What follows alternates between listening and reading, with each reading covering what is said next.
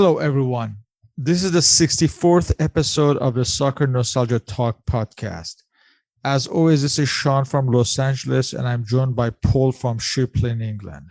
Unfortunately, due to technical difficulties, Paul can't make it either this time, so it will just be myself.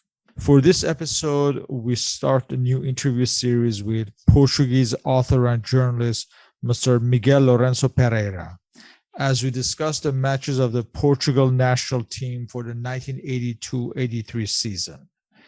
Mr. Pereira's books include the following: Sueños de la el torneo que reconcilió continente, Noches, europeas, historia de las competiciones europeas de clubes from 1897-2015, and Sonhos Dourados. Welcome, Miguel. Hello, Sam. I'm very proud to be here in your company to talk about the thing that we like the most, football, and especially the 80s, a very special decade. I was born then, and since then it's been part of my collective imagination, how football during that decade kind of shaped our way to see football and the world in general. So very glad to be here and to talk about that fantastic Portuguese national team from the early 80s. Can you introduce yourself and tell us about your history and the love of the game? Yeah, well, I was born in 84, so I was born just after the events we're going to discuss in this podcast. My first recalls of the game come from the late 80s, early 90s, especially the European Cup finals of the late 80s, then Italian 90, of course, and then the early 90s, the blossom of the Premier League, of the Champions League, those wonderful years of the Serie A, the Dream Team years, the great São Paulo team of Tele Santana. So my first recollections of the game are about that fantastic offensive football, romantic football. And it shaped the way I liked the game and the way I started following the game everywhere around as an spectator, as a fan, and later on as a journalist and as a writer. And since 2006, I've been doing reports on football as a journalist. And then I started writing books about the game, the European Cups, the World Cups, the Euros. So that's my deep connection I have with football and everything that it represents to me. Since the glory years of Benfica and Eusebio in the 1960s, Portugal's football had been in the doldrums.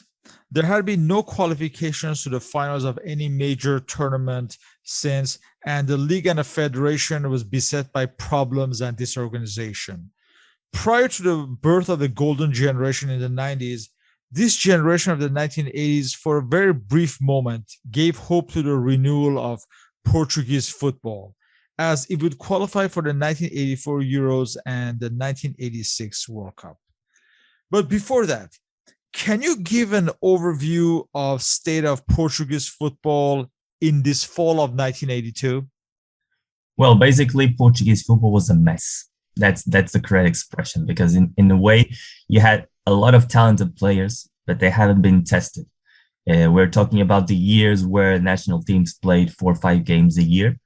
And the European Cups, well, you had 3 different European Cups, and sometimes the Portuguese teams didn't pass the first or the second round. So you have the major teams playing like 2 to 4 European games a year. So basically they were only being tested in the league, and the Portuguese league was a second tier league among the European leagues at the time.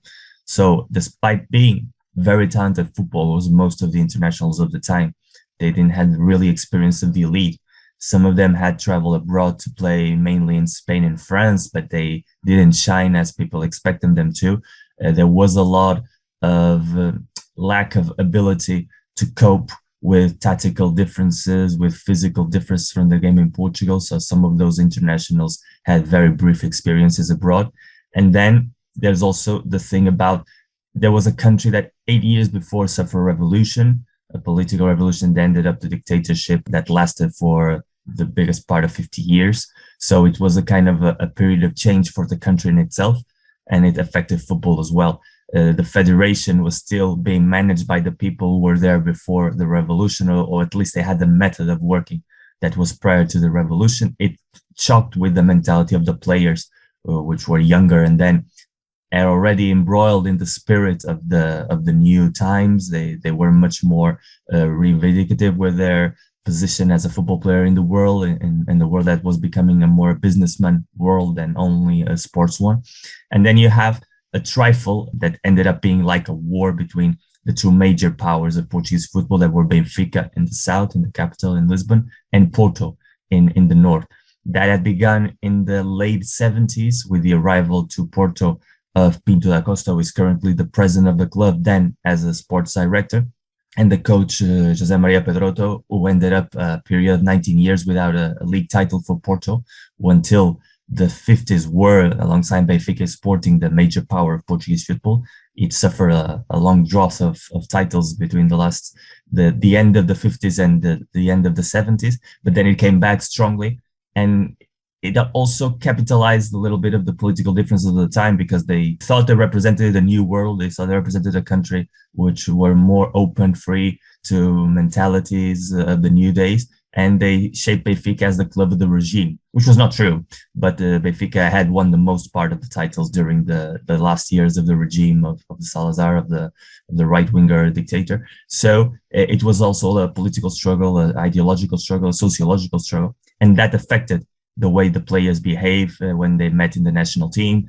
That affected the way the national team was handled. So it explained in some ways why they weren't able to perform, even though they had good players to qualify to the major tournaments. Like you said before, after 66, Portugal didn't manage to qualify to a single one, even including the golden generation of the 60s with Eusebio in the late 60s, early 70s. Even then, they were beaten by teams like Bulgaria, for instance, who were not a power of the European football, but they beat them twice, to the Euro 68 and to the World Cup of 70. And that explains how it was a very dystopical world.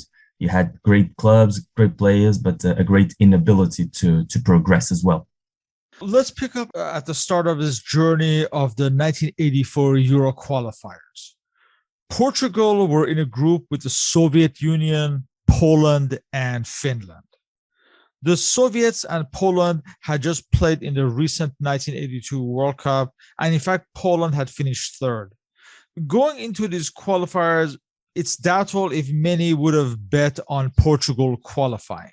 For its first match of the season and qualifiers, Portugal traveled to Helsinki to play against Finland. So for this match, and we should mention that Portugal were managed by the Brazilian Otto Gloria. So for this first match at Helsinki on September 22nd, we have the following lineup for Portugal.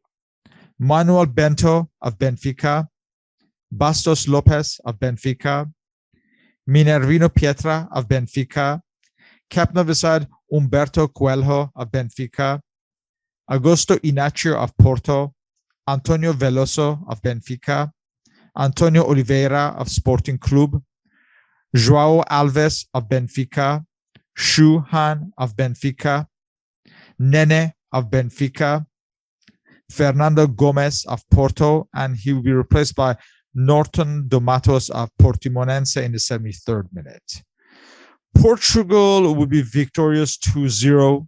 Nene would score in the 15th minute, and Oliveira would score with a free kick in the 89th minute. We should also point out that this would be Norton Domatos' final cap for Portugal. He earned 5 caps, all of them in the year 1982. Portugal started strongly, although against the weakest team in the group. So this gives us an opportunity to introduce some of the players, and some of whom would also play in the 1984 Euros.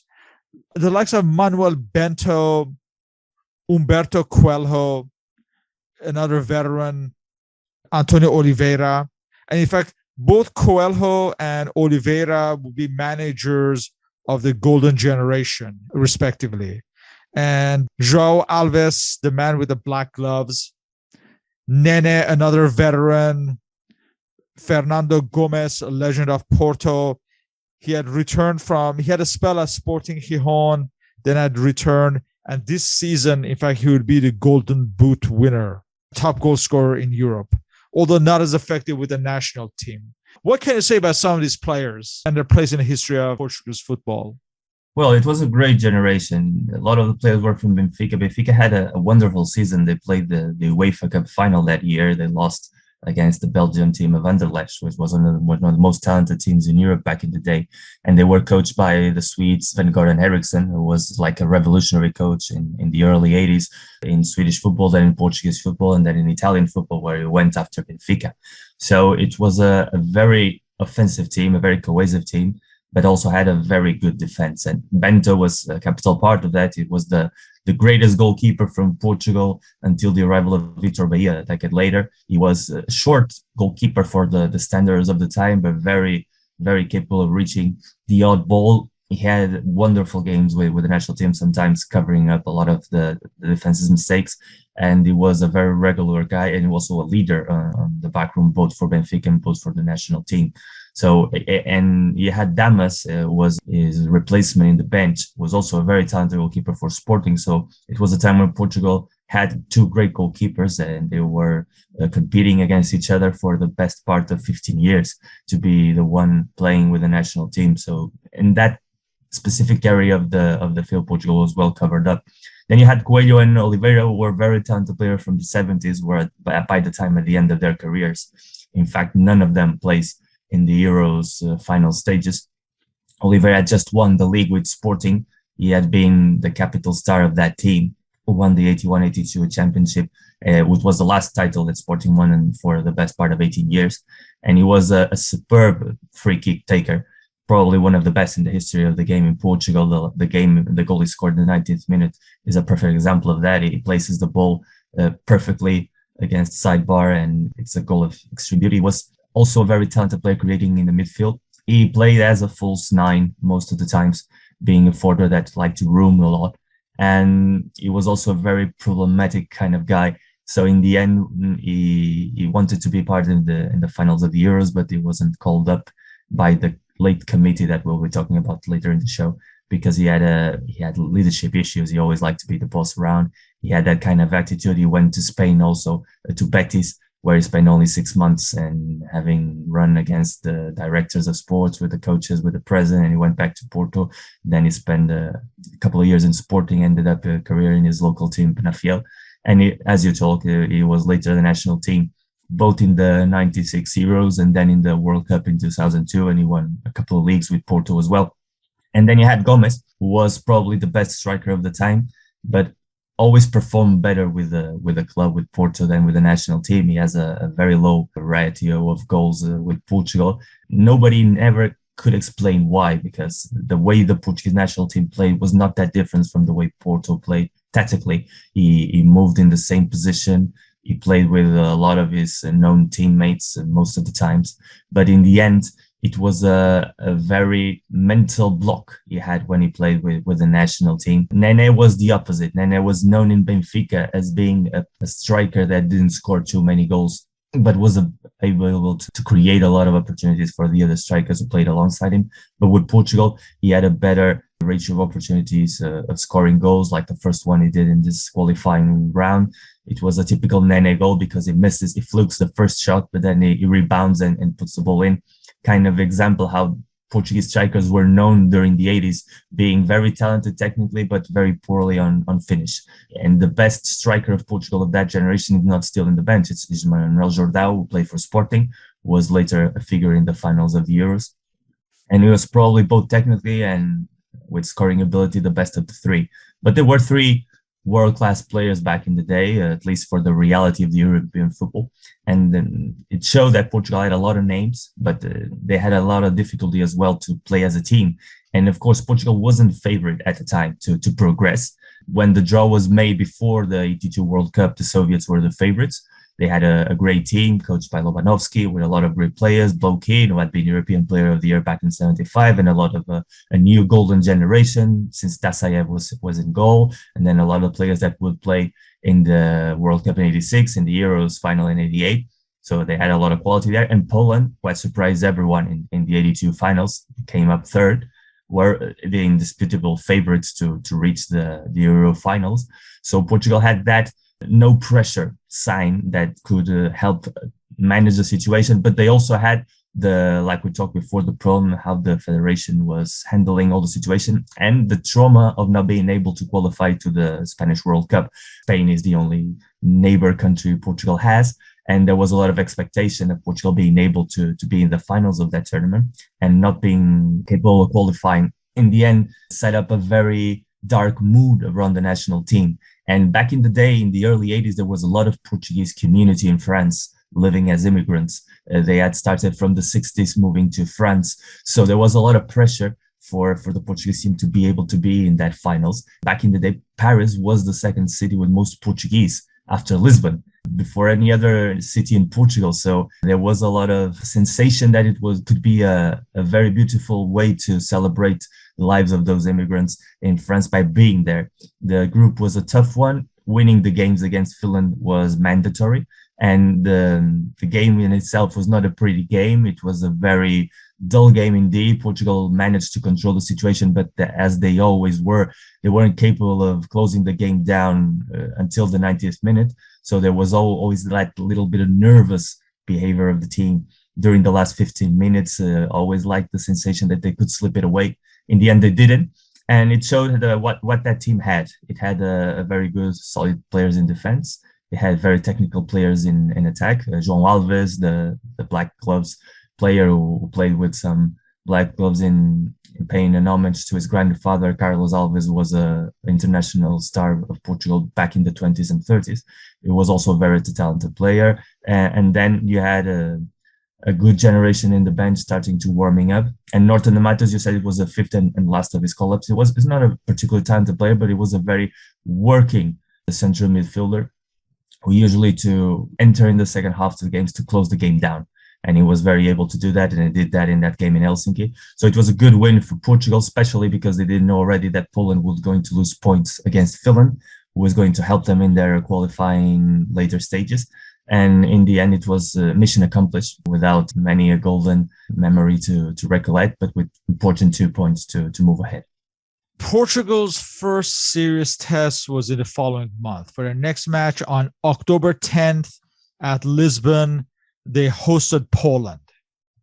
For this match, we have the following lineup: Manuel Bento, Minervino Pietra, captain of the side Humberto Coelho, Bastos Lopez, Antonio Veloso, Augusto Inacio, Fernando Gomez, João Alves, and he'd replaced by Porto's Antonio Frasco in the 37th minute. Frasco was recalled for the first time since 1980 for this match. Then you have Nene, Antonio Oliveira. He'd replaced by Jose Costa of Porto in the 88th minute, and Carlos Manuel of Benfica, another legendary player of this generation, and another hothead as well. Yeah. And quickly going through the Poland lineup managed by Antoni Pieczniczek, we have Jacek Kazimierski of Legia Warsaw, captain beside Stefan Majewski of Legia Warsaw, Pavel Kroll of Śląsk Wrocław, Pavel Janas of Auxerre in France, Jan Jalocha of Wisla Krakow, Andrzej Bunkol of Legia Warsaw, Roman Wojcicki of Widzio Łódź, Józef Adamek of Lech Poznan, Zbigniew Boniek of Juventus in Italy, Włodzimierz Mazur of Zagłębie Lubin, and he replaced by Marek Dzuba of LKS Lodz in the 46th minute, and Dariusz Zdzikanowski of Guardia Warsaw. Portugal quickly took the lead in the second minute when Nene headed Oliveira's cross from the left side. They would hold on to this lead and they would only score the second with less than 10 minutes remaining. In the 82nd minute, Gomez would double the lead, although Poland would pull a goal back right by the end. But this was a very important and key win for Portugal in their quest to qualify to the Euros. We have to mention that Antonio Oliveira would only get one more cap next season after this match. Veloso also, he would not be capped until next year against Yugoslavia. All in all, a very important win for Portugal. Veloso got injured, so he passed by the opportunity to play in the games of 1983. And Oliveira was already in this downfall part of his career, although he played a very good game as well, especially with that first goal a stupendous run on the left, and then a perfect cross to the inside of the area that Nene touches perfectly at the first post. In the end, the only difference of the two lineups was the callback of Carlos Manuel, who has been suspended for the first game. He replaced Shell, both player from Benfica, so the dynamics of the team were the same. Carlos Manuel had a wonderful long wide shot, which he used regularly. And in the end, it was the same kind of match, a more intense match, of course, than the one against Finland. It was a very disputed match. It was two decisions of the referee, one for both teams. They claimed penalties that, for me, both were correct decisions, and there were none. But it was a very tense affair in Portugal, with a huge Estádio da Luz with almost 80,000 people supporting the team. A game played at 4 p.m, golden sun. Yeah, those kind of things that we don't see anymore in most of the European qualifiers that are now played at night in those modern arenas. So it is a very refreshing game to see that side of football that has been lost in a way. And Poland had a great team, but they never managed to capitalize on the success of the 82 World Cup. And Portugal was very commanded in the way they played, with more aggression in the first half than the Polish. And then in the second half, they managed to hold on to the lead, to increase the lead in the later stages, again, suffering a lot with the ability of converting the opportunities they had. Bento had a great game also in goal, saving a lot of chances that Boniek had. So Portugal was a deserving winner. It was a surprising victory for most, and it boosted the chances to be in the finals a lot, especially because the Soviet Union was also winning those matches against both Poland and Finland, so they were coming as the great favorites of the group. And with that victory, it seemed that it will be a head-to-head between the Soviets and the Portuguese. They were going to meet next. And the sensation around the Portuguese national team is that they were able to finally transform all that individual quality in key performances as a collective. And that display in the Estádio da Luz was very exemplary of that. And also the way that some players of Portugal are being called up, like Frasco or Costa, mainly is because in 82-83, that season, Pinto da Costa returned to the club as president. He brought back Pedroto as coach. There was being 2 years where Porto was almost a non-competitive side, and it was starting to shape the team that will ended up winning the European Cup in 87. So Frasco and Costa are players of that generation as well, and they are starting to being called up again. That will increase the quality of the team, but in the later stages also increase the quality of the disagreements inside the team that will end to the change of manager at the end of the year. Portugal ended the calendar year 1982 on a high note. However, we come to the calendar year 1983, and at least this first half of the year would be somewhat disastrous. And we would see the ugly side of Portuguese football, especially at organizational level. For the first match of the 1983, Portugal hosted France in a friendly. The 1984 Euro hosts France. This was on February 16th at Guimarães. For this match, we have the following lineup for Portugal: Manuel Bento, Virgilio of Sporting, and he replaced by João Pinto of Porto in the 65th minute. Bastos Lopes, he replaced by Eurico of Porto. Humberto Coelho, captain of the side. João Cardoso of Sporting Braga. Carlos Manuel of Benfica. Shu, and he replaced by Antonio Frasco in the 46th minute. Antonio Sousa of Porto. Fernando Chalana of Benfica. Fernando Gomes of Porto. Rui Jordão of Sporting, and he replaced by Reinaldo of Boavista in the 22nd minute. Quickly going through the France lineup managed by Michel Hidalgo, we have Jean-Pierre Tempe of Laval, Patrick Battiston of Saint-Etienne, Philippe Maut of Saint-Etienne, Maxime Bossis of Nantes, Manuel Amoros of Monaco, Alain Giresse of Bordeaux, captain of the side Michel Platini of Juventus in Italy, Luis Fernandez of Paris Saint-Germain, and he'd be replaced by Thierry Tussaud of Nantes in the 75th minute, Jean-Marc Ferreri of Auxerre, and he'll be replaced by Jean Tigana of Bordeaux in the 63rd minute. Yannick Stopira of Sochaux, and he'll be replaced by Dominique Rocheteau of Paris Saint-Germain in the 80th minute, and Loic Amis of Nantes. This would be a very poor display by Portugal.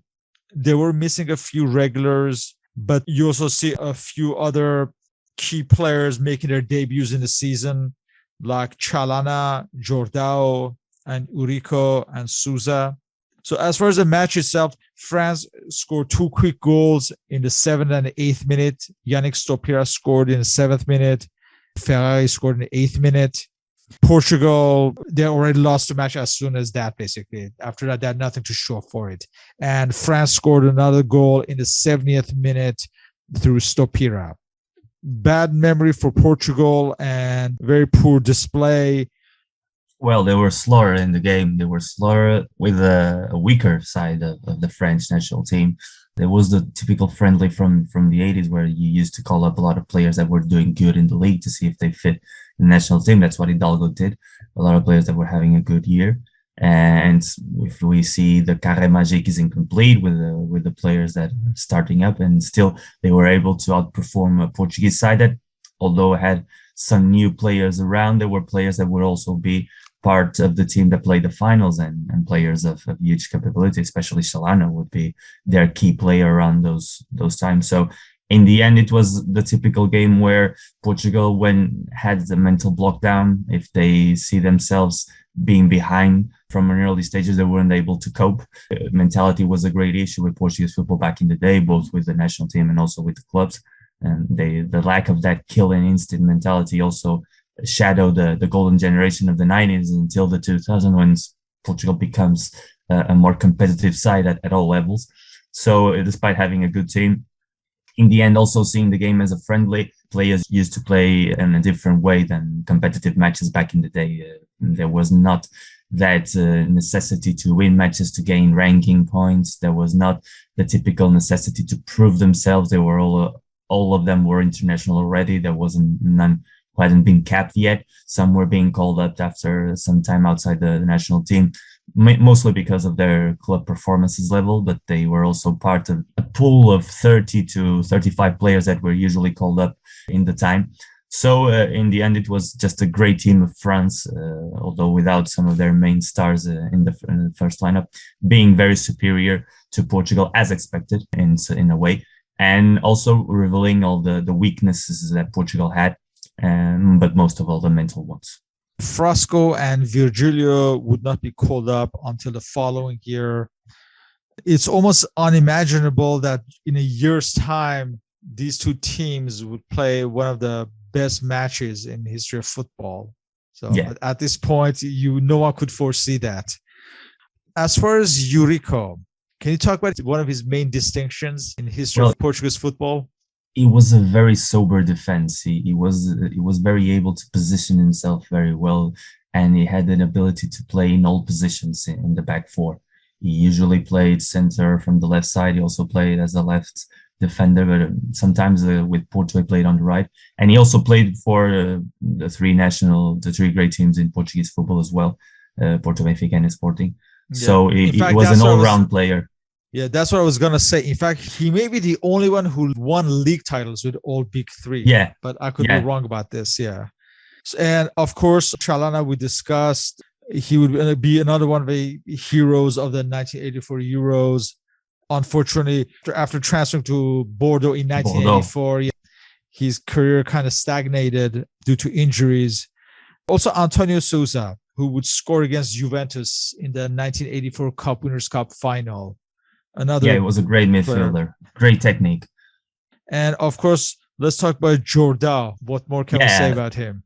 Jordao was a different player. In the end, for instance, he ended up his career very early and renegated about his football past. He became a painter. He owned art galleries. He died a couple of years ago and had been outside football for a very long time, but he was a well-respected man from all the clubs. In a time where Portuguese football was very bellic world, Jordao was one of the few players that fans from all the teams really respected because he had a very good attitude. And he was also the last of that great generation of players that came from Africa to Portuguese football, because Portugal had a lot of colonies in Africa until the 1974 revolution. They ended up with the independence of Angola, Mozambique, Guinea, and Cape Verde. And so the players that were born before 74, they could still play for the national team. And there was a period between the late 50s until to the early 80s where players from that generation shaped a little bit the way the Portuguese national team played and how they had to express themselves with that African flavor, talent, technique, quality. And Jordão was probably the last of that generation to enter, the generation from Matateu, from Eusebio, from Coluna, from all those great players from the 60s and 70s as well. And he was also the kind of player that didn't like the idea of football being a business. So he rejected a lot of possibilities to move abroad. He wanted to play in Portugal. He played in both in Benfica and Sporting, and later on in Setúbal as well. He never wanted to leave the area around Lisbon because he felt that football was more like a hobby, like a pastime more than a profession. And when he moved inside the pitch, you could feel that he had a different sensibility, a different mentality to killers like Gomez or players with a working rate like Nene. And in the finals of the Euros, the way he scored that those two goals against that same France show perfectly how he interpreted the game. And he was really talented, and it was a key figure in that national team. But being a sporting player in a world that is going to be dominated by the frictions between Porto and Benfica really affected him, because he was neither a conflicted player, nor he was able to press himself so much as to be part of the lineup, like we will talk later on, that we're going to start to be decided less in football terms and more in political aspects. Just a week later, Portugal had another friendly, this time hosting West Germany on February 23rd. But before we get to this match, can you talk about all the drama leading up to this match? Well, in the end, you had the fights inside Portuguese football beginning to spread up. Outro Glória has been recalled in Portuguese football by the wonderful 1966 campaign.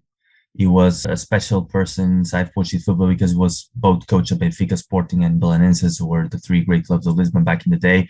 Then he was the national team coach in that World Cup. Portugal ended up in third place.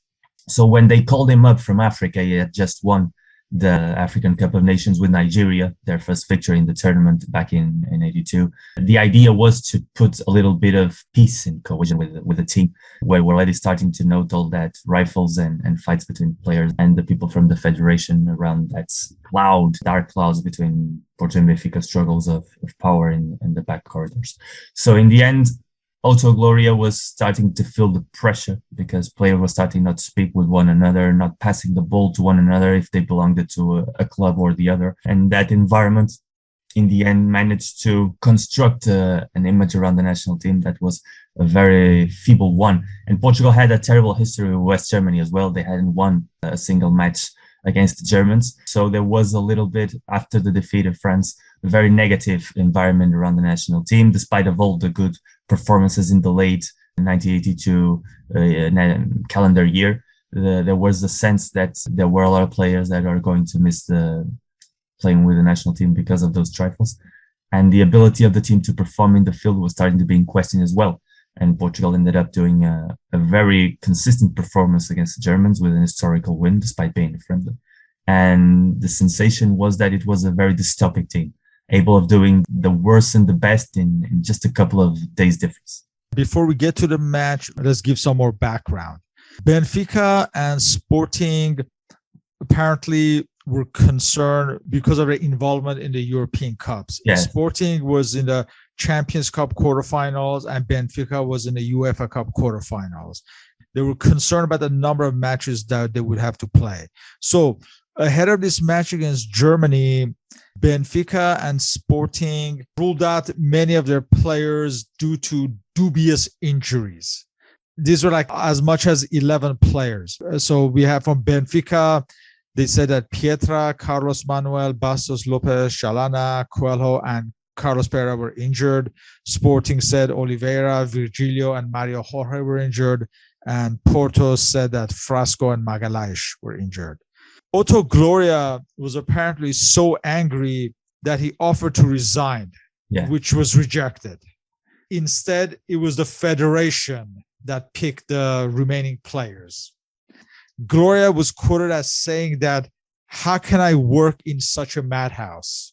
It was usual of the Portuguese football at the time. For instance, teams usually do that, especially when they were in European competitions. They would simulate injuries, and they went even further because Porto, back in '79, if I'm not mistaken, had a crucial match against Milan for the Cup Winners' Cup. And the national team had also a friendly, and they called up 10 players of the Porto team, basically their entire lineup. And Porto not only refused that the players would be called up, the federation insisted they must be present in the game. It was a friendly in Vigo against Spain. And the national Portuguese team would become traveling by train from Lisbon to Vigo. And they will stop at Porto to pick up the Porto players. And the federation told Porto if the players were not there by the time the train arrived, the club would be suspended. There will be a lot of fines to the players and to the club as well. So Porto, what Pinto da Costa, then the sports director, did was call up a manifestation of fans that were waiting for the train in the station. And when they arrived, there were no Porto plans there, but there were about 5,000 people in attacking the other players that were on the train. So the clubs from Lisbon fight back. And every time there was a game with the national team that they had players in the European Cups, they also do the same. Not as aggressively, but they would also say that they had injuries, they had problems at home, they could not be available to play in those matches if they were not official sanctioned matches of qualifying rounds for competitions. So it was very usual in the Portuguese national team from the late 70s to mid 80s to the national federation to pick up players when they weren't able to find from Porto Benfica or Sporting players to complete the 16 they needed to be present. So Otto Gloria knew that when he accepted the role post, but in the end, he ended up saying that Portuguese football was more like a mess than African football. He had been in 2 years in Africa and he had never seen that kind of disorganization and that kind of political influences from the clubs within the federation in Africa as he was seeing in those 2 years in Portugal. Of course, Otto Gloria was the national team during the dictatorship. And then back in the day of the dictatorship, you couldn't say no. So if the federation called up a player, he had to be there. If the federation told the club he had to let the player be available to a national team for a month, they would have to let the player go. And they usually do that. And Otto Gloria was used to work in that way. He never been in Portugal after revolution. So when he came back, he thought he was going to find a country more or less similar from the one he met. And he was totally berserk by the reality he had found. And this event against Germany and then what happened in the game against Brazil with the cup final simply made him say, it's not for me. I'm not made for this reality. This is like a madhouse. I will give yourselves the possibility to qualify. But in the end, it will be a chaos if you do manage to go to the finals. And if you get there, it will be an even greater chaos because you just like to live in chaos. And in the way, Portugal thrived in chaos. That was the main talking point of that generation. Despite all the talent, it was the chaotic situations that bring up the best the Portuguese team had to offer. Let's get to this match on February 23rd at Lisbon at Belenenses Stadium, Estadio de Rostelo. So for this match, we have Manuel Bento, João Pinto, Eurico Gomes, Lima Pereira of Porto.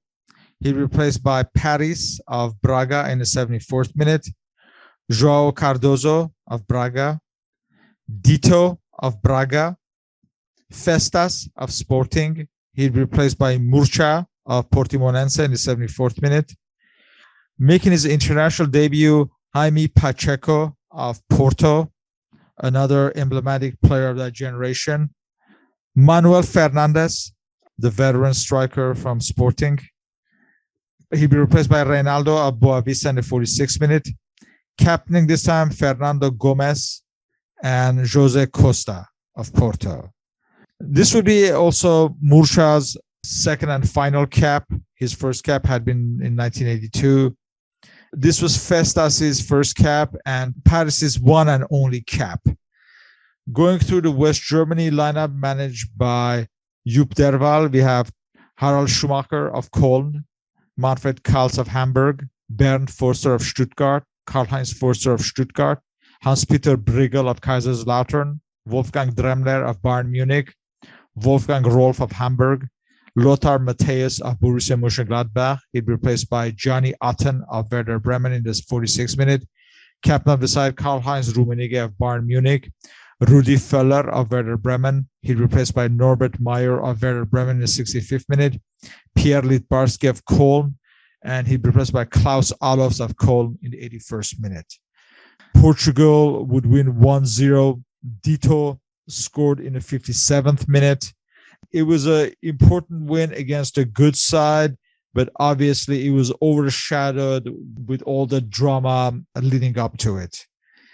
I guess the main takeaway is the debut of Jaime Pacheco. Yeah, box-to-box midfielder. He was a decisive player to give balance to a very offensive team. And in the end, it's curious because it was a stronger Germany than the France team they had played days before. If you see that German lineup is very similar to the one that played the World Cup final of '82 against Italy and that played against France in that historical semi-final in Seville. And in the end, with a weaker, in theory, Portuguese side, but probably with a more competitive chip activated because a lot of the players from Benfica that weren't there were their minds in the European Cup match.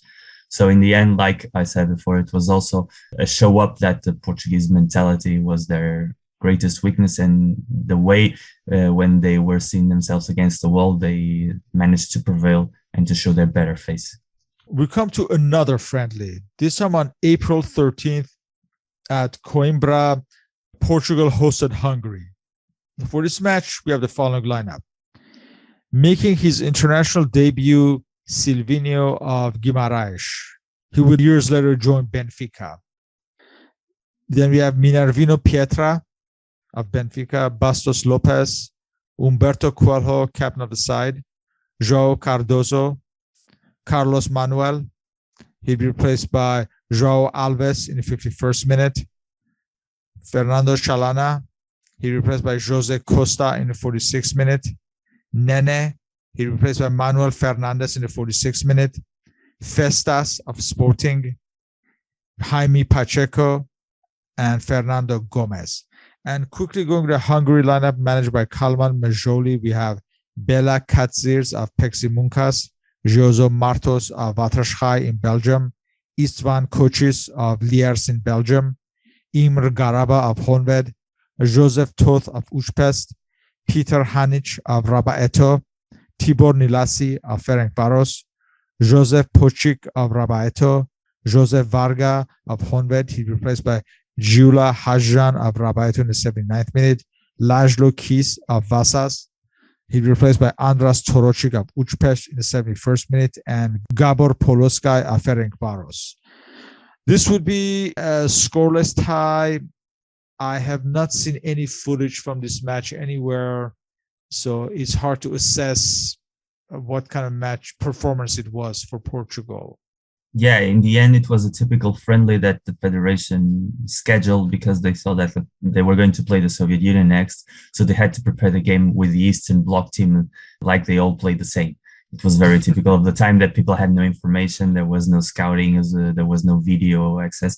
So they said, well, if we're going to play the Soviets, then we play with Czechoslovakia, with Hungary, with Poland. It doesn't matter. If it's a communist country, they all play the same. So it was that kind of game. And it's also a game that increased the satisfaction of Otto Gloria because he wanted to punish the players from Benfica who didn't want it to be part of the German game. But as you see in the lineup, they were all there. So in the end, it was again the federation telling the national coach that they had the greater hand and the players had to be called back. Nothing had happened. It was just another day at the office of Portuguese football. And Otto Gloria, who in the previous run as a national coach wanted to create a more disciplined mood in the national team, wasn't able to do that with this generation, and he wanted to keep the same lineup or a similar lineup to the German game. But in the end, all the national players that usually played for Benfica came back as usual. Portugal played a stall game. I haven't seen footage of the game as well, but I've seen a lot of reports, and all the information I gathered was that it was a very dull game. And it was a typical friendly where nothing to play for both teams. Hungary was already unable to qualify to the finals of the Euros with the results made from the 82 games. So they were also more looking forward to the 86 World Cup than to the Euros of the following year. So in the end, it was another display of how Otto Glory had none to little power in order to manage the team. And it would increase in the dissatisfaction of the mood of the players that were left out of that game for the Benfica players to return. That also increased the bad environment in the locker room, and that would lead to the dreadful result in the following match in Moscow. So that match was 2 weeks later. On April 27th at Moscow, the Soviet Union hosted Portugal. For this match, we have Manuel Bento, Minervino Pietra, captain beside Humberto Coelho, Bastos Lopez, João Cardoso, Festas, he'd replaced by Jose Costa in the 46th minute, Carlos Manuel, João Alves, Jaime Pacheco, Fernando Gomez, and Nene. For the Soviet Union, managed by Valery Lobanovsky, we have Rinat Dasayev of Spartak Moscow, Tengiz Sulakberidze of Dynamo Tbilisi, Vladimir Besonov of Dynamo Kiev, captain beside Alexander Chivadze of Dynamo Tbilisi, Sergei Baltacha of Dynamo Kiev, Anatoly Demyanenko of Dynamo Kiev, Nikolai Larionov of Zenit Leningrad, Horen Oganessian of Ararat Yerevan. He replaced by Leonid Buryak of Dynamo Kiev in the 74th minute. Sergei Rodionov of Spartak Moscow. He replaced by Ramaz Shengelia of Dynamo Tbilisi in the 76th minute. Fedor Cherenkov of Spartak Moscow and Oleg Blokhin of Dynamo Kiev. This match would be a complete domination for the Soviets, who defeated Portugal 5-0. Cherenkov scored in the 18th and the 64th minutes. Rodionov scored in the 40th minute. Demyanenko in the 50th minute. And Larionov rounded out the scoring in the 87th minute. At this point, I'm sure the Soviet Union would have been odds-on favorites to qualify for the Euros. Yeah. Many would have predicted that this is the end for Portugal. In fact, for the veterans, Humberto Coelho was his final cap for Portugal, his 64th cap. His first cap had been as back as 1968. Also, João Alves, this was his final cap for Portugal, his 36th cap. His first cap had been 1974. And also João Cardoso. This was his 8th and final cap. His first cap had been 1976. It seemed like an end of era for some of the players. As far as the national team, it seemed like this was a major setback. At this point, the Soviets looked likely qualifiers. Yeah, it was a change of guard moment. It's probably one of the 3 or 4 worst displays of the Portuguese national team ever. It was a terrible, dreadful match of the Portuguese. They entered the game looking for the draw. They thought after beating Poland at home, if they managed to draw in Moscow, then being able to win against the Soviets in the last game of the qualifying match in Lisbon, they would be through. If they beat Finland, the remaining match they had with them. That mentality usually was like an issue, like we talked before, to the Portuguese team. When they were looking for draws, they usually lose and lose bad.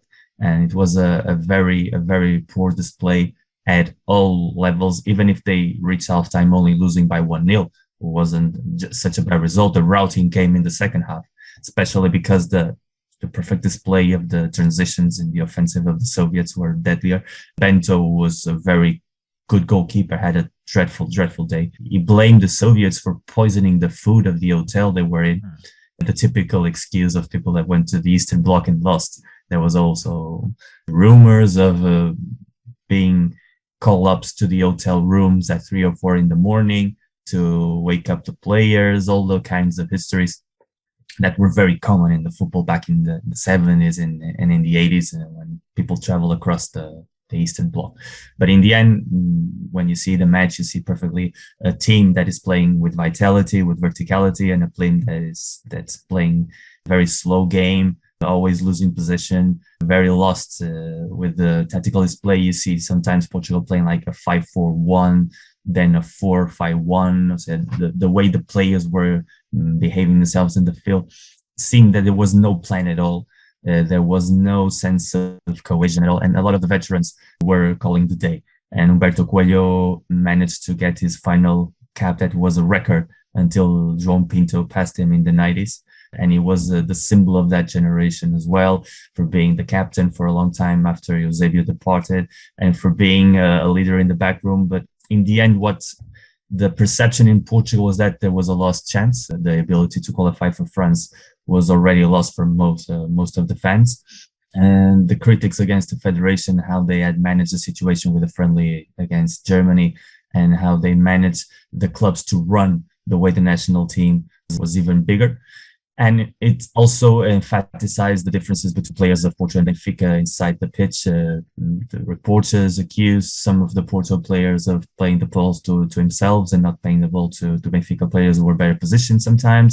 The Benfica players, who were majority of the team, there were 6 or 7 international from Benfica playing the first lineup, were thought to say the same. So in the end, everybody was looking for excuses, but the reality was that the Soviets were far superior in the way they played and in the way the match was conducted. And in the end, they had the doors for France 88-84 open if they managed to beat Poland, which they didn't. And it opened up more wounds inside the Portuguese camp that will be further displayed in the following months, reaching the mythical friendly with Brazil in June, because of all the typical mess with the cup final scheduled for that day as well.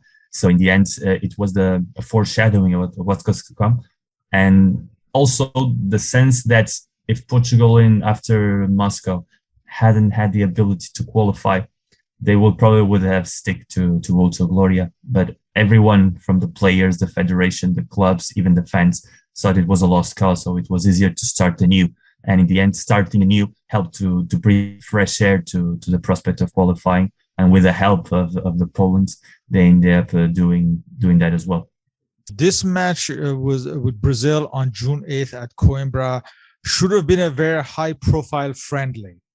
However, as you said, Portuguese Cup final was scheduled on that day between Benfica and Porto, so there were no players from those teams.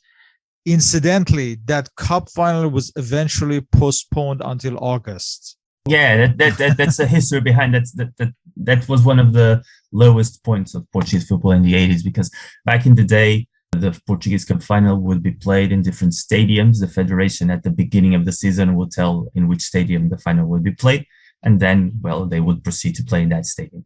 So at the end of the previous season, the federation told that the next cup final would be played at Porto Stadium, das Antas, despite of the teams that reached the final.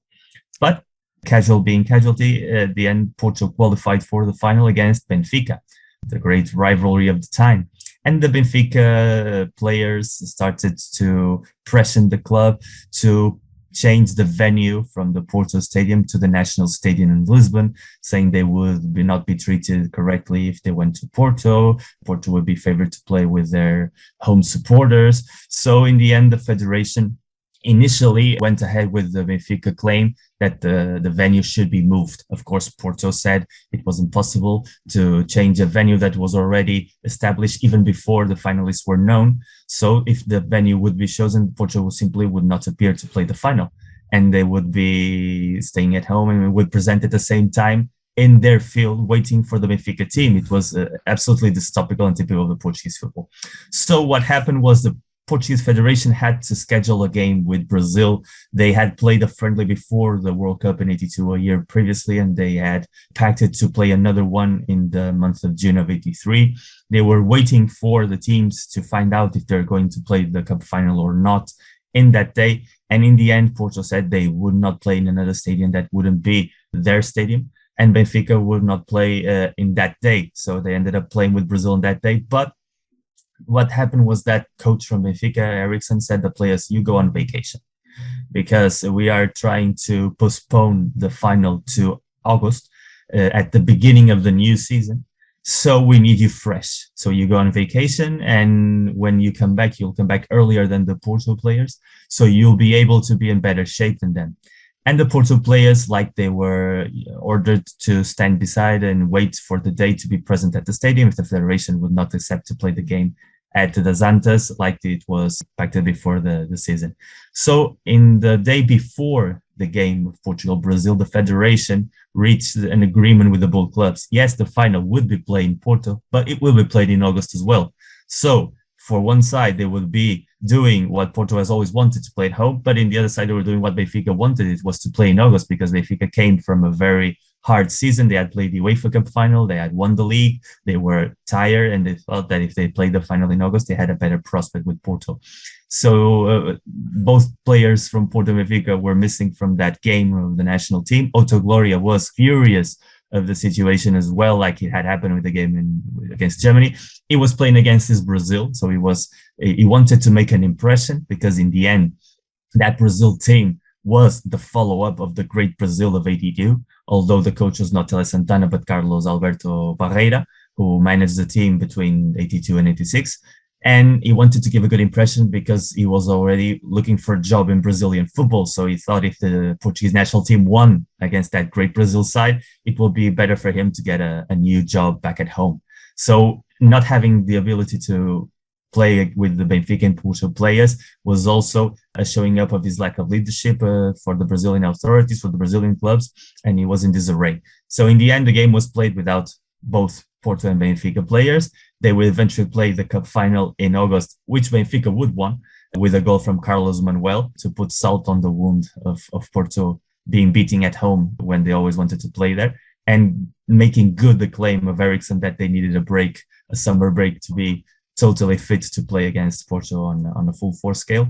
And in the end, it was the end of an era, because the game against Brazil was a disaster. Brazil outplayed Portugal easily, and Otto Gloria said for him it was enough. He said he wasn't ready to play in the ship of fools that Portuguese football had become.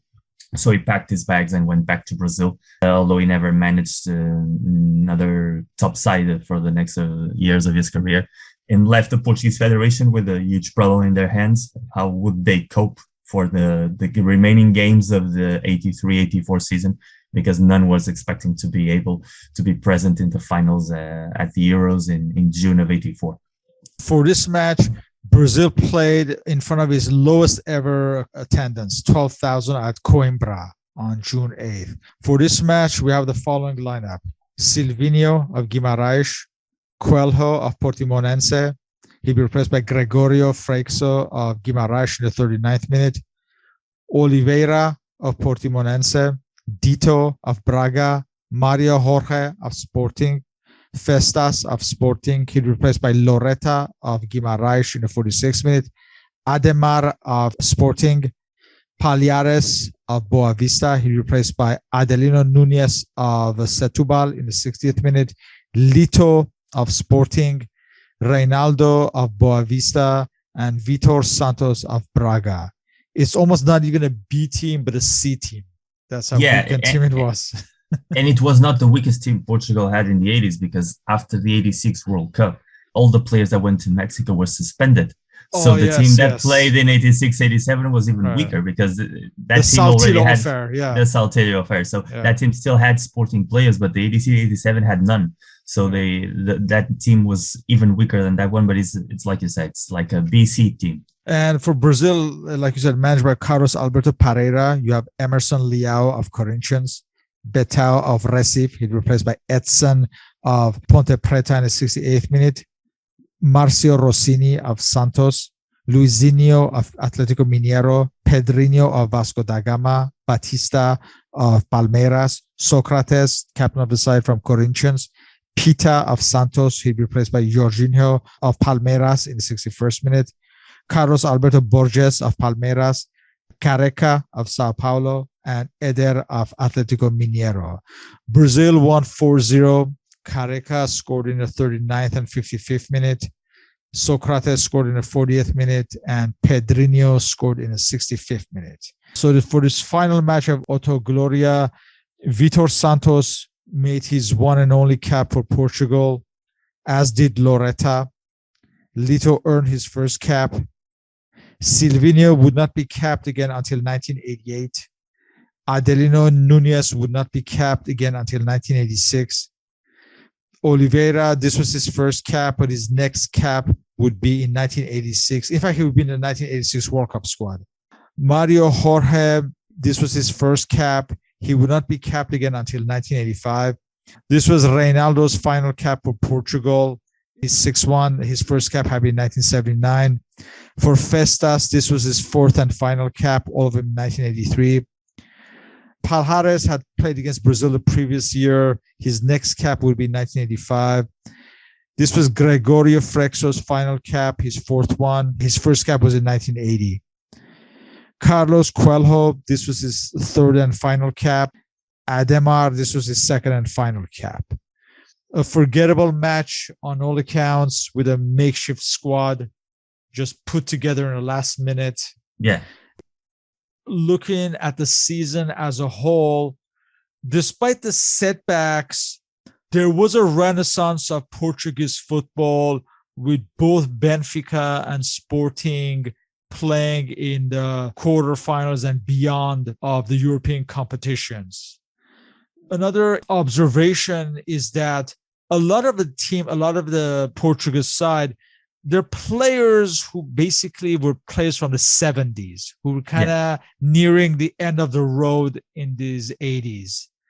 Maybe in a way, well, this is a discussion for maybe further down the road, but maybe there's a reason why this generation peaked at 1984.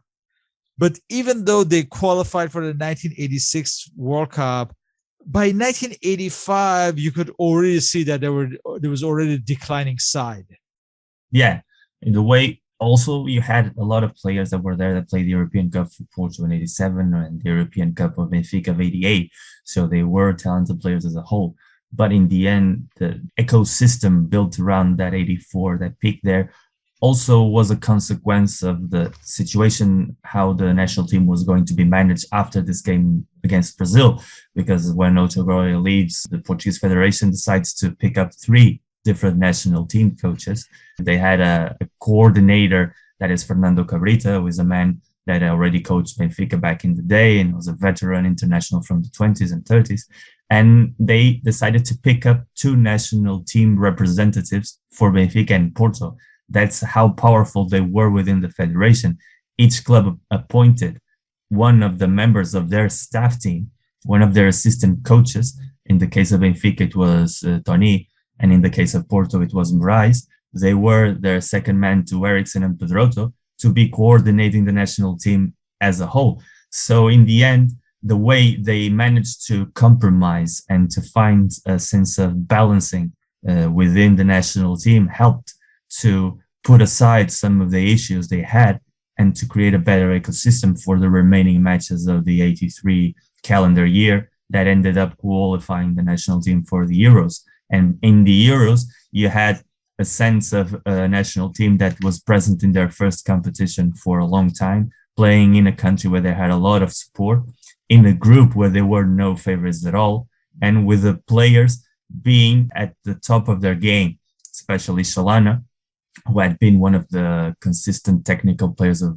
more ability in the last previous 2 years, but hadn't managed to get that peak that he showed during the Euros. Then they had a Porto team, a lot of players from the Porto team that played the Cup Winners' Cup final in 84. So you had a Portuguese team in the UEFA Cup final in 83, back in the day when the UEFA Cup was like a Champions League because they only missing the champion, but the second, third, and fourth best team of the greater leagues in Europe were already there. And the Cup Winners' Cup, there was a Porto side that had beaten the Aberdeen team of Alex Ferguson, that was the reigning champions of the competition, and they lost only by a single goal against that powerful Juventus that would won the European Cup the following year. So they are beginning to show to be a more competitive side, able to play against the better sides in Europe and to win, or at least to match their abilities. And that started to transform the nature of the clubs and to translate that ability to compete into the national team side. So in the end, you also had that mentality from players that was brought up during the 70s with a lot of communal, inspired in the most left-wing movements that managed to come after the 74 revolution. That communal spirit of the players was also being, especially from the players from Lisbon, from Benfica and Sporting, being translated to the national team. And 84 was the peak. After 84, other issues came in hand, especially economical ones. The Portuguese Federation started to move more money than they had been doing before. The players wanted their shares. That kind of contributed to the Saltillo affair in the 86 World Cup. And then it was like a lost generation after that, because they had a lot of internal issues. Players from that generation of the 80s leaving the national team. The players of the golden generation hadn't yet come. Portugal had one of the best players in the world in the day, that was Paulo Futre, but he standed alone. He had none of the players that played with him were near his level, so he wasn't able to perform as well for the national team as he had been able to play for Porto and for Atletico Madrid in the late 80s and early 90s. So it was kind of a changing of the guard period. And this generation of the late 70s that peaked in 84 and then managed and had the ability to peak in 86 again, but they were already being torn apart by those economical issues, showed in the later stages of 83 and the biggest part of 84 to be one of the most talented teams in Europe. And when they were at their best, when they were focused, they were able to match any of the top teams in Europe, as like they shown during the Euros in France in 84. For our next podcast, we will go through this season and this wonderful adventure of the 1984 Euros, as you described.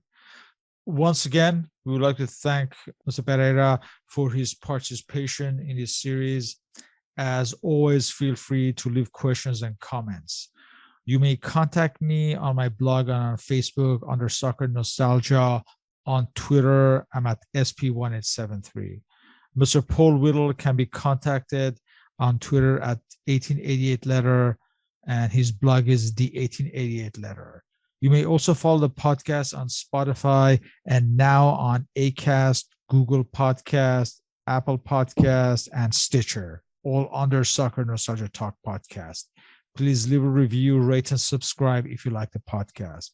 Mr. Pereira can be contacted on Twitter.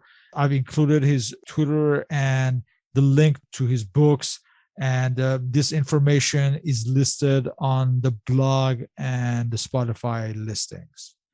Once again, thank you, Miguel, and looking forward to the next discussion.